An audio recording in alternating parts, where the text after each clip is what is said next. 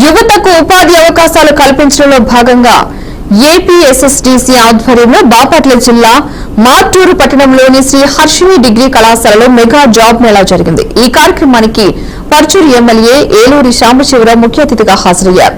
ఈ మేళాలో మొత్తం 16 జాతీయ స్థాయి కంపెనీలు పాల్గొన్నాయి.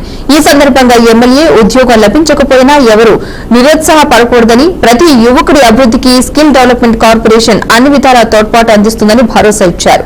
ఇక ఇచ్చిన అవకాశాలను సద్వినియోగం చేసుకుని యువత తమ భవిష్యత్తును నిర్మించుకోవాలని ఆయన పిలుపునిచ్చారు.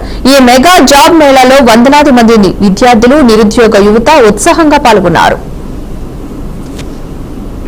ఉద్యోగం సంపాదించడానికి మాత్రమే కాదు మనం వచ్చింది, మన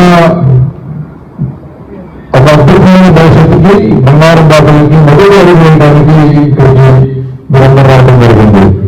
ఎందుకంటే ఎవరైనా సరే భవిష్యత్తులో సరిగ్గా పర్సన్ ఆరోగ్యంగా పోయే అవకాశం ఉంటుంది.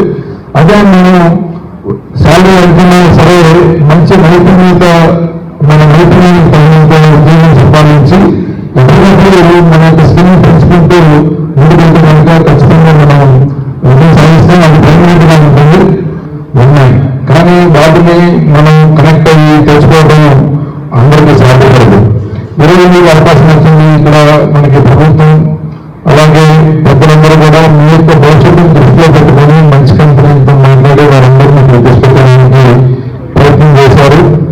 సో ఈరోజు కూడా వచ్చిన కార్యక్రమం వీటిలో ఉద్యోగం వచ్చిన వాళ్ళని పక్కన పెడితే మీకు ఆ ఉద్యోగానికి ఎలిజిబిలిటీ పర్లేదు, లేకపోతే ఎక్కడ గ్యాప్ వచ్చిందో తెలుసుకొని ఆ గ్యాప్ని రాబోయే